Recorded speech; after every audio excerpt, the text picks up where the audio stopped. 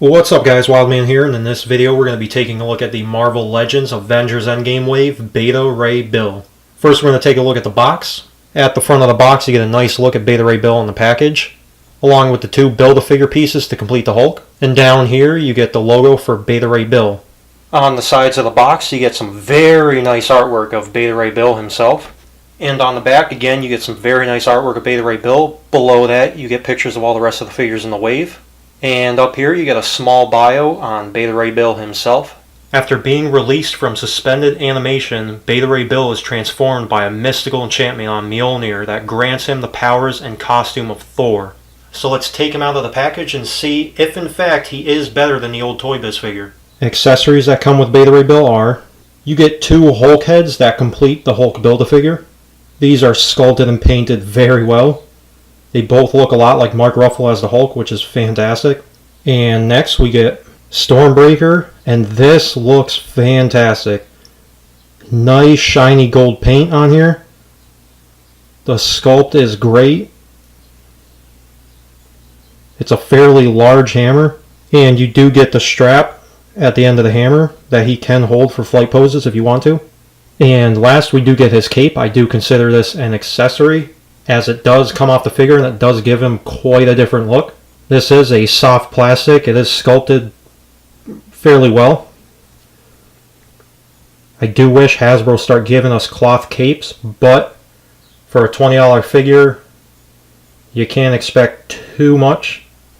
I still think this is sculpted very well and it sits on the figure very nice. I think the sculpt and paint on this guy is fantastic, even though the figure itself doesn't have a lot of sculpt and paint. That's just how the costume is in the comics, which I have no problem with. Back of the figure, nicely sculpted too, not much paint, but again, that's just how the character's costume is.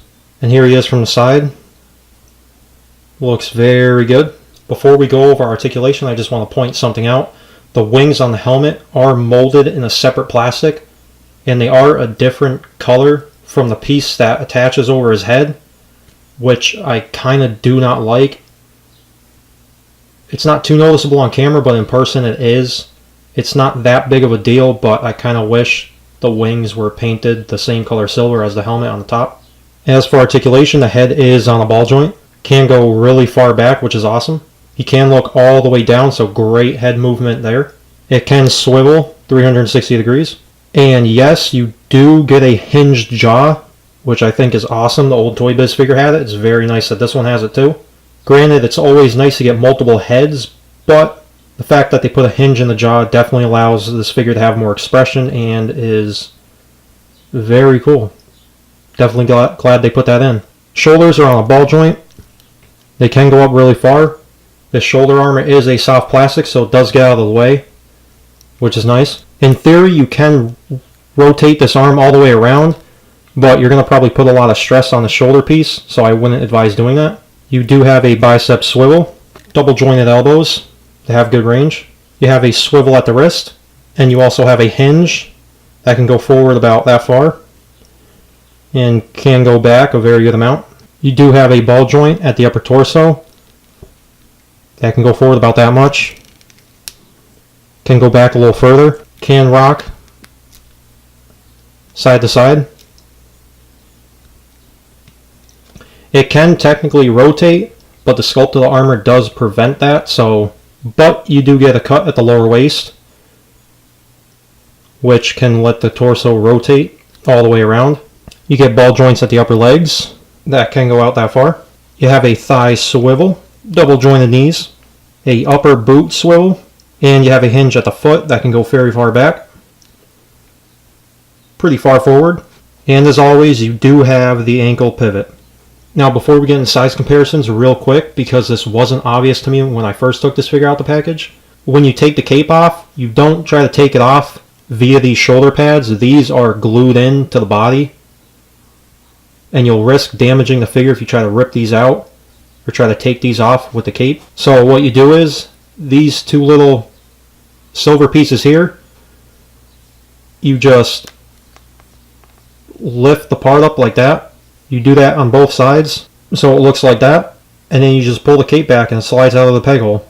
Now, Beta Ray Bill technically does have two sculpted holding hands. This hand right here is sculpted a little more open. It can hold Stormbreaker, but it is loose in this hand and it does tend to fall out. But it can be held there. This hand over here is the hand that's really sculpted for Stormbreaker. It's a tighter grip when you put the hammer in. It's not loose and it's not going to fall out. It's a tight enough grip, like I said, where it's not loose and it's not going to go anywhere. It's not going to fall out of this hand, but it's not tight enough to where you're going to scrape off the gold paint on this hammer, which is very good. The good thing about this figure is I think it looks really good with the cape on and with the cape off. I'm very glad these shoulder plates stay on his body, because that definitely makes his capeless look a lot better. For size comparisons, here he is next to your average size Marvel Legends, which in this case is Multiple Man. And I think this scale works very well. Beta Ray Bill is quite taller than him, and he's definitely bulkier and wider than him. This is very nice. Here he is next to another figure in the same wave, which is War Machine. And this War Machine figure is a very big and bulky figure on its own. And this Beta Ray Bill is almost just as big as him, if not just as big as him. So the scale is pretty good. If you guys want to know where you can pick up this figure, I'll be leaving links down in the description below, along with links to my social media account, where I'll be posting more pictures of this figure, along with other figures I review on this channel, so go check those out. If you guys enjoyed this video, hit the like button, subscribe down below if you want more content, hit the bell icon to get notifications on when I post new videos. Thanks for watching, and I'll see you guys in the next video. Peace.